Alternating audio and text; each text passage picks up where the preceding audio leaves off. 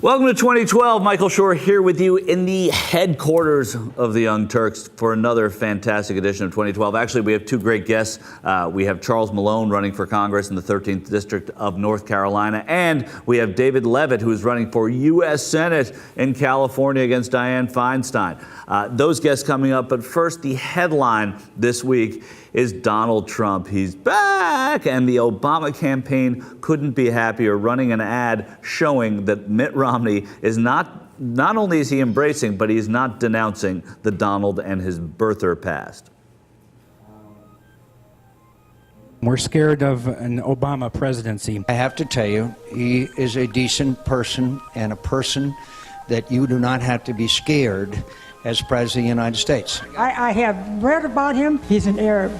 No, ma'am. No, ma'am. He's a decent family man, citizen that I just happen to have disagreements with.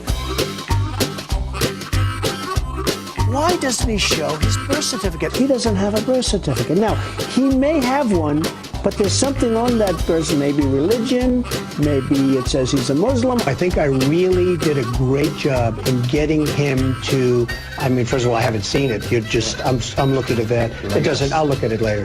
I don't need to look at your copy. In an interview with the Daily Beast's Lloyd Grove, Donald Trump would not back down. He said that he was born in Kenya, raised in Indonesia. So why is Mitt Romney sort of throwing a party with Donald Trump to raise money? I can't speak for Donald Trump, Gloria. As I said, Mitt Romney has made it clear that this is not an issue for him. A candidate can't be responsible for everything that their supporters say. I loved running. I was having like a great time. You knew that, Barbara. And I was doing fantastically in the polls. But I really became friendly with Mitt Romney.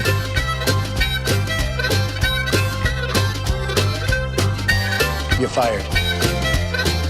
Yeah, and that the end where he says you're fired. It's an unbelievable thing that someone whose motto, whose catchphrase is "you're fired" is being embraced by a candidate for the presidency. Not only that, all of this birther stuff is a joke. I think it really helps Barack Obama. The more that it's out there, the more that you see Donald Trump. I love how he says, I was doing fantastically in the polls. What polls is he talking about?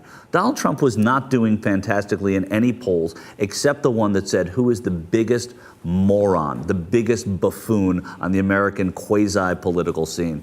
Then I guess Donald Trump would do pretty well. Donald Trump, of course, goes on with Wolf Blitzer, and we make a little bit of fun of Wolf Blitzer here sometimes, but this was a great exchange, Donald Trump on CNN with Wolf Blitzer.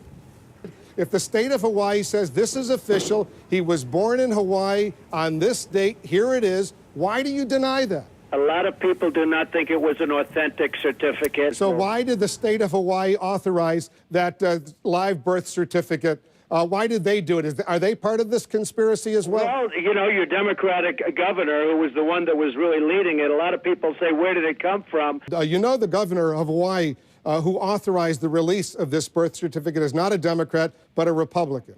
I know nothing about it. All I know is that there are many, many questions from many different sides as to the authenticity of his birth certificate. Can I ask the question? Defending Obama? Donald, you're beginning to sound a little ridiculous. I have to tell you. I think you are, Wolf. Let me tell you something. I think you sound ridiculous, and if you'd ask me a question and let me answer it. Here's the question. Did the conspiracy start in 1961 when the Honolulu Star-Bulletin and the Honolulu Advertiser contemporaneously published announcements that he was born in Hawaii? That's right. And many people put those announcements in because they wanted to get the benefits of being so-called born in this country. I love it when Donald Trump is back on his heels like that, and that's exactly where Wolf Blitzer had him. My favorite thing, of course, that Trump said was, I don't know anything about it. Well, that's true. But this does speak to a deeper issue with the Republican nominee, or the presumptive nominee, I guess, until the convention is not the nominee. But after having won Texas, it turns out that Mitt Romney will be the Republicans' nominee, that he doesn't ever distance himself from the comments of anyone. You saw John McCain there in a very decent way, talking about how Barack Obama was not any of the things that crowd said he was. When a woman in an audience said that Barack Obama was guilty of treason, Mitt Romney didn't say anything about it. When Rush Limbaugh went after Sandra Fluck, Mitt Romney didn't say anything about it. When Donald Trump is out there now saying that he is a birther, basically, and the president wasn't born here, and a lot of people, I love how he says a lot of people, a lot of crazy people think that,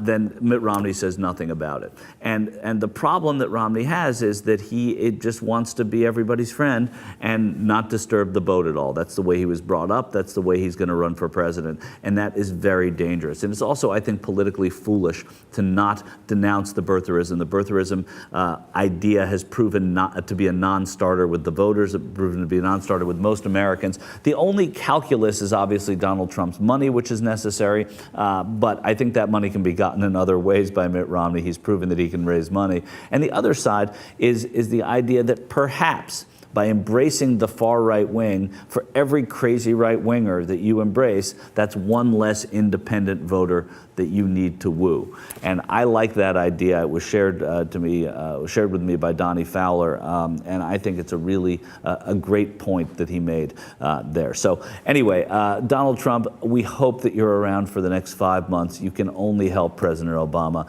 and even though it looks like you're helping Mitt Romney, I don't think that's going to be the case. As a matter of fact, I think you're a non-factor in the end. So keep at it, Don. We'll be back here with Charles Malone and more 2012.